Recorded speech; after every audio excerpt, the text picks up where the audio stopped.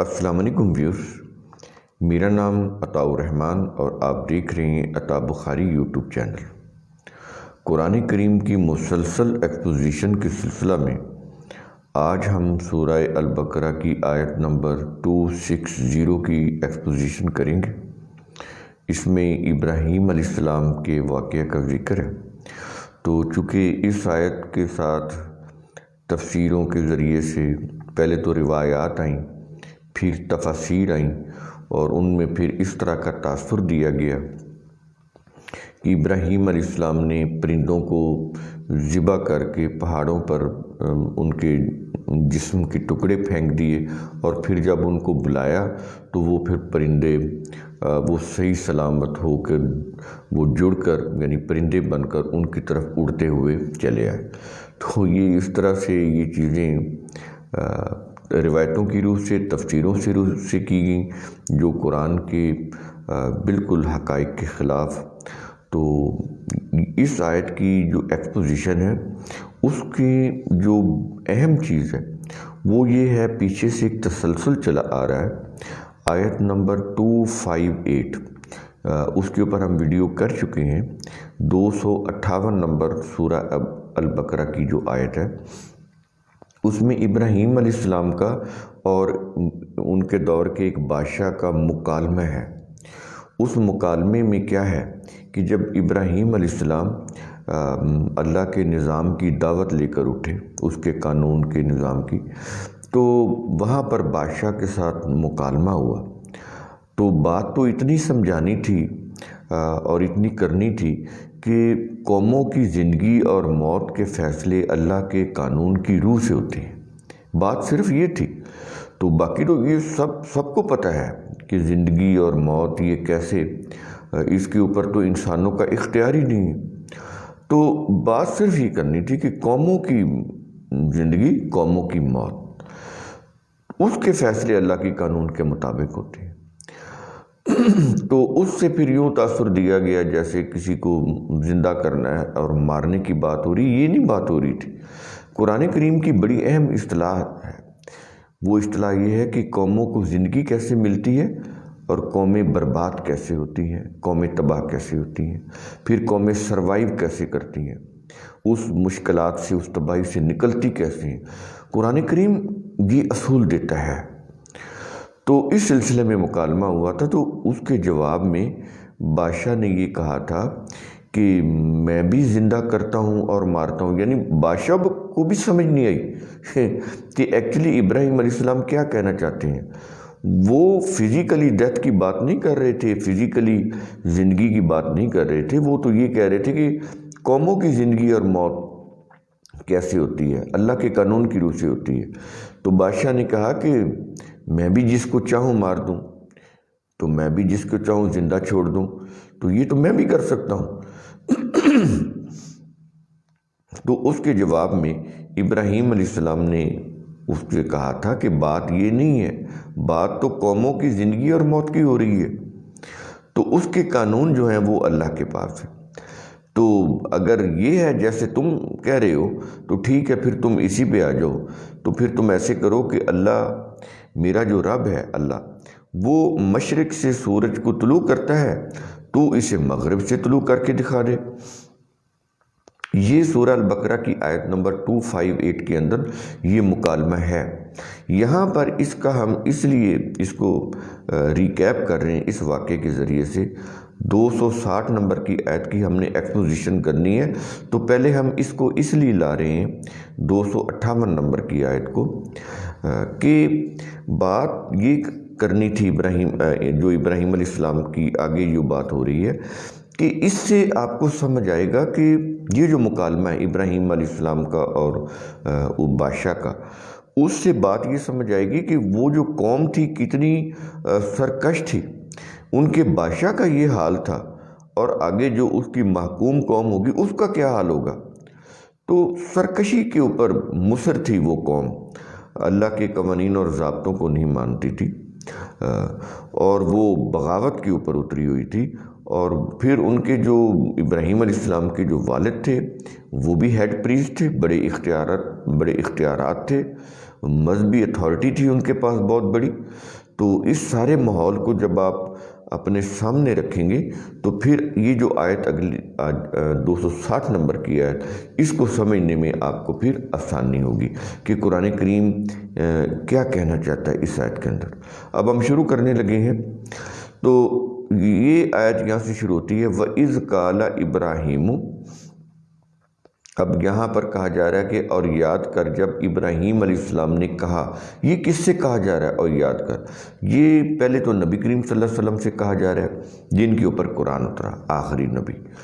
تو ان کے ذریعے سے پھر اب یہ پوری قیامت تک کی انسانیت کو کہا جا رہا ہے کہ اس واقعے کے اوپر غور کرو کہ ہم کیا کہنا چاہ رہے ہیں.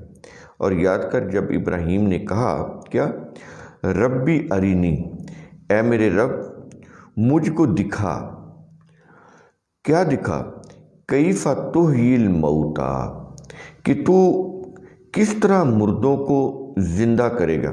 اب یہ دیکھیں یہ لفظی معنی نہیں ہے، یہاں پہ دوبارہ پھر سمجھ لیں. قوموں کی حیات اور موت کی بات ہو رہی ہے. میں اس لیے اگین رپیٹ کرتا ہوں تاکہ آپ پھر انہی وہ جو ریلیجس تفسیر ہیں، ریلیجس روایات ہیں، پھر کہیں ان میں نہ چلے جائیں. وہ جو ریلیجس تراجم ہیں وہ اسی طرح ہی امپیکٹ دیتے ہیں یا امپریشن دیتے ہیں کہ یہ کوئی فزیکلی ڈیتھ کی بات ہو رہی ہے. نہیں، قوموں کی زندگی اور موت کی بات ہو رہی.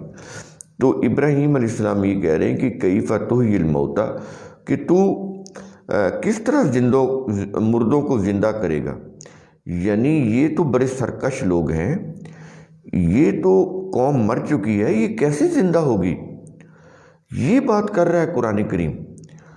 تو یہ ہے کیف تحیی الموتا، کہ تو کس طرح مردوں کو زندہ کرے گا.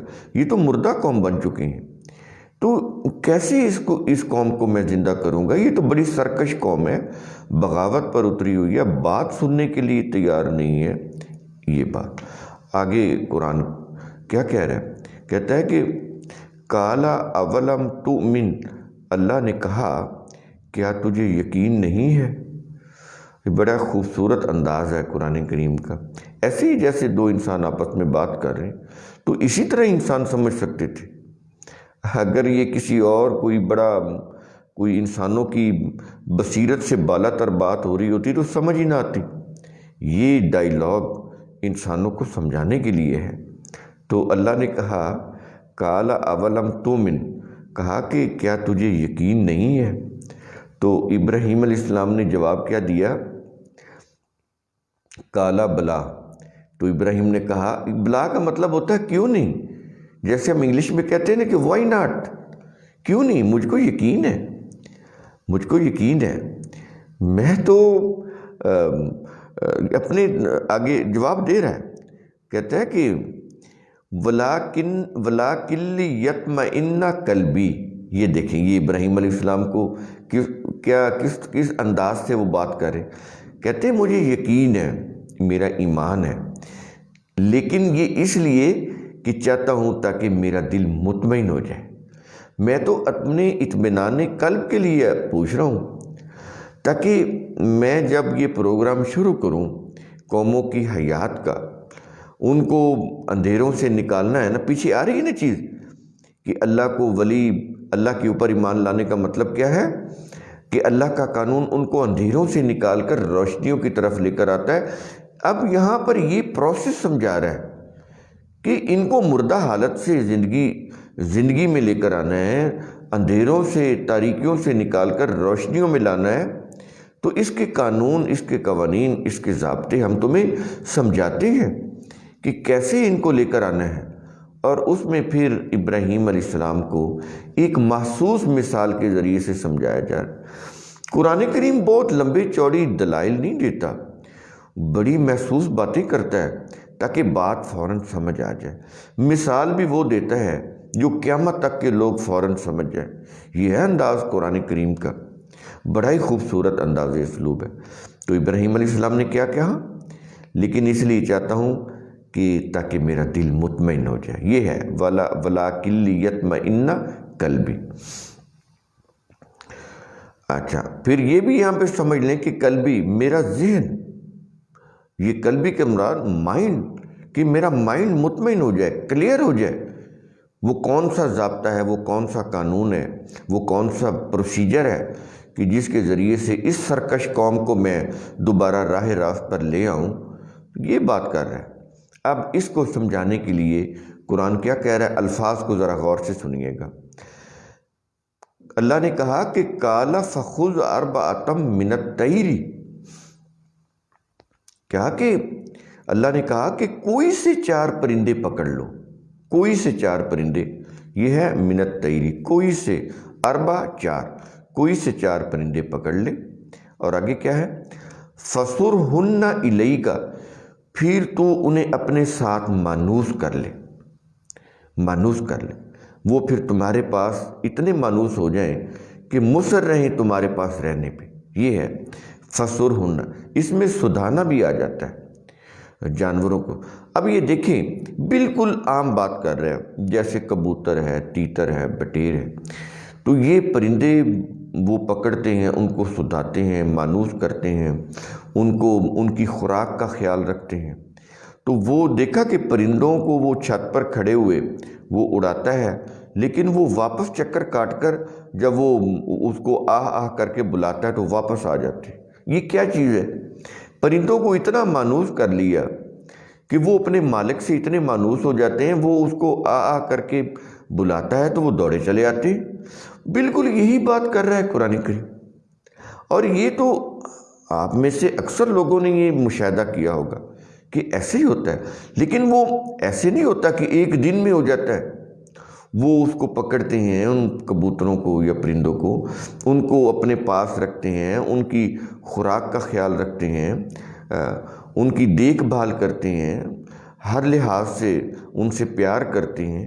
پھر وہ ایک نوبت آتی ہے کہ وہ پرندے ان کو جب بلاتے ہیں تو وہ اڑتے ہوئے واپس ان کے پاس آ جاتے ہیں. یہ چیز ہوتی، اس سے یہ محسوس مثال ہے. اس مثال سے ابراہیم علیہ السلام کو سمجھایا جا رہا تھا. زمانہ تو دیکھیں کتنا قدیم، ہزاروں سال پہلے کی بات ہو رہی ہے. آج ایک بات کو سمجھانے کے لیے اس 21ویں صدی میں کتنا نالج چاہیے، کتنے ذرائع چاہیے. لیکن یہ دیکھیں اس وقت تو کوئی ذرائع نہیں تھے. کتنی ایک محسوس مثال کے ذریعے سے ایک بات کو سمجھایا جا رہا ہے. تو یہ ساری چیزیں ذہن میں رہیں تو قرآن کریم تو اتنی کوئی مشکل بات ہی نہیں کرتا کہ سمجھنا ہے، بالکل سادے انداز سے بات کرتا ہے. تو کہا کہ فصرہن الیک، پھر تو انہیں اپنے ساتھ مانوس کر لے. تو اس سے پھر کیا ہے، ثم اجعل علی کل جبل منہن جزءا. یہ الفاظ آپ نے غور سے سننے، میں دوبارہ رپیٹ کرتا ہوں. جہاں سے غلط فہمی ڈالی گئی کہ وہ ان کے گوشت کے ٹکڑے جو ہے، یعنی ان کو ذبح کیا اور ان کے گوشت کے جو ٹکڑے تھے وہ مختلف پہاڑوں کے حصوں پر پھینک دیے اور پھر ان کو بلایا تو وہ ٹکڑے اپنے وہ سالم پرندے بن گئے اور وہ اڑتے ہوئے آ گئے. قرآن کریم کے یہ الفاظ بالکل آپ کے سامنے میں دوبارہ دہرا رہا ہوں. کہیں پر یہ نہیں ہے کہ ابراہیم علیہ السلام نے ان پرندوں کو ذبح کیا اور ان کے گوشت کے لوتھڑے جو ہیں ٹکڑے وہ پہاڑوں پر پھینکے. کوئی بات نہیں کر رہا. 4 پرندوں کی بات کی، یہ ایک جز، یہ دوسرا جز، یہ تیسرا جز، یہ چوتھا جز. 4 پرندے 4 جز. تو اربع یہ الفاظ ہیں قرآن کریم کے، ابھی آئے ہیں اس کے اندر. قال فخذ اربعۃ من الطیر، کوئی سے 4 پرندے. تو یہ 4 جز ہو گئے نا، 4 پرندے 4 جز. تو نہ ان کو ذبح کرنے کی بات ہو رہی ہے، نہ ان کے گوشت کے ٹکڑے پھینکنے کی بات ہو رہی ہے. ان 4 جز کو پکڑنے کی بات ہو رہی ہے. انہی 4 جز کو مختلف پہاڑوں کے حصوں پر بٹھانے کی بات ہو رہی ہے اور انہی 4 جز کو بلانے کی بات ہو رہی ہے. کہیں پر ذبح کرنے کی، کہیں پر گوشت کے ٹکڑے پھینکنے کی اور ان گوشت کے ٹکڑوں کے جڑنے کی اور وہ پرندے بننے کی اور واپس آنے کی بات، اس طرح سے بات نہیں ہو رہی. تو یہ دوبارہ لفظ سن لیں، ثم اجعل علی کل جبل منہن جزءا، پھر ان میں سے ایک ایک جز کو ہر پہاڑ پر رکھ دے. جز کو یعنی 4 پرندے تھے، چاروں کو ایک ایک کر کے رکھ دے. اب کیا ہے، ثم ادعوہن، پھر تو ان کو بلا. ثم ادعوہن، پھر تو ان کو بلا. یاتینک سعیا، وہ تیرے پاس جلدی سے آئیں۔ یہ سائین کا مطلب ہوتا ہے جلدی سے آنا، فوراً چلے آنا، تو وہ تیرے پاس جلدی سے چلے آئیں گے، جلدی سے آ جائیں گے۔ وعلم، اور جان لے کہ ان اللہ عزیز حکیم، کہ اللہ نہایت غلبے والا اور حکمت والا ہے، یعنی وہ ہر چیز کی حقیقت کو سمجھنے والا ہے۔ یہ حکیم ہے۔ حکیم کا مطلب ہوتا ہے ہر چیز کو، اس کی فلسفی کو ریشنلی سمجھنا کہ وہ چیز کیا ہے۔ یہ جو علم رکھنے والا ہوتا ہے اس کو حکیم کہا جاتا ہے۔ تو اللہ نے یہ کہا کہ میرا قانون جو ہے بڑے غلبے والا ہے، اور اس کے اندر ریشنلٹی ہے، اس کے اندر وہ بڑے بصیرت کے ساتھ بنائے ہوئے ہیں، لاجیکلی بنائے ہوئے ہیں، حکمت اور بصیرت اور فلسفہ کی روح سے، فلسفک وے سے بنائے ہوئے ہیں۔ تو یہ چیزیں ہیں اس کے اندر کہ ود ریزننگ ہے، ریزننگ کے ساتھ ہے، یہ نہیں ایسے کوئی ہیپ ہیزرڈ بنائے ہوئے ہیں۔ تو یہ اس کے جو قوانین ہیں، جو غالب ہے، حکمت والا ہے، تو اس کے قوانین ہیں، اس کے قانون کی روح سے سمجھایا گیا ابراہیم علیہ السلام کو کہ جب اللہ کے قوانین کی روح سے تم اس دعوت کو لے کر اٹھو گے، لوگوں کو مانوس کرو گے، اپنے ساتھ ان کو ملاؤ گے، تو یہ لوگ پھر تم سے اس قدر محبت کرنے لگ جائیں گے کہ یہ پھر تمہارے بازو بن جائیں گے، تمہاری قوت بن جائیں گے، تمہاری اسٹرینتھ بن جائیں گے۔ پھر ان کو اپنے ساتھ ملا کر تم اللہ کے نظام کو غالب کر سکتے ہو۔ یہ چیز ہے۔ تمام انبیاء نے یہی کیا کہ لوگوں کے مسائل کو سمجھا، اللہ کے قانون کی روح سے ان کے مسائل کو حل کیا، ایک سوسائٹی کو اسٹیبلش کیا۔ پہلے تو ان کو آرگنائز کیا، اپنے ساتھ لوگوں کو ملایا، ان کے ساتھ محبت اور شفقت کا سلوک کیا، ان کو آرگنائز کیا، پھر وہ ان کی قوت بازو بنے، پھر ان کے ساتھ مل کر پھر ایک سوسائٹی کو ڈیولپ کیا، آرگنائز کیا، ایک ترقی کرنے والی قوم بنایا۔ تو یہ ہے، اس آیت کے اندر یہ چیز کہی جا رہی ہے، قوموں کی زندگی اور قوموں کی موت، اس کی بات کر رہا ہے قرآن کریم۔ اور اس میں بنیادی چیز کیا ہے؟ لوگوں کو آرگنائز کرنا، لوگوں کو اللہ کے قانون کی روح سے ایک بنانا، ان کے اندر یونٹی پیدا کرنا، ان کے اندر محبت پیدا کرنا، مواخات پیدا کرنا، اور وہ اس طرح ان کا تزکیہ نفس کرنا کہ وہ ایک قوم بن جائیں، ان کے اندر یونٹی آ جائے اور ون نیشن بن جائے۔ یہ چیز ہے، یہ چیز اس اندر کہی جا رہی ہے۔ لیکن وہ پھر تفاسیر اور تراجم میں تو وہ پھر آپ کو پتہ ہے، تو وہ پھر وہ معجزات کی طرف لے جاتے ہیں۔ اس سے پھر قرآن کی جو حقائق ہیں وہ پھر اس مائنڈ کے اندر نہیں آ پاتے۔ تو اس لیے میں بار بار یہ کہتا ہوں کہ اگر قرآن سمجھنا ہے تو وہ پھر جو ریلیجس سٹوریز ہیں ان کو آپ ایک طرف کر دیں، پھر یہ قرآن انتہائی ایزی ہے، آپ کو سمجھ آ جائے گا۔ تو قرآن کریم کا اصول ثم تفکروا، اس کی روح سے آپ خود بھی غور و فکر کیا کریں، سوچا کریں، سمجھا کریں۔ شکریہ۔